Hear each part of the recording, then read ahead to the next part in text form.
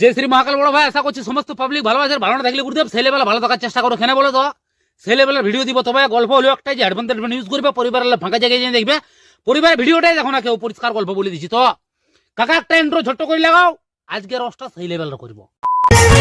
যদি ভালো লাগে আমার ঝুমকা, তবে না চাই দিদি কানের ঝুমকা, শুধু তোকেই নাচ দেখাবো বলে আমি এসেছি শুন কথা দিলকা।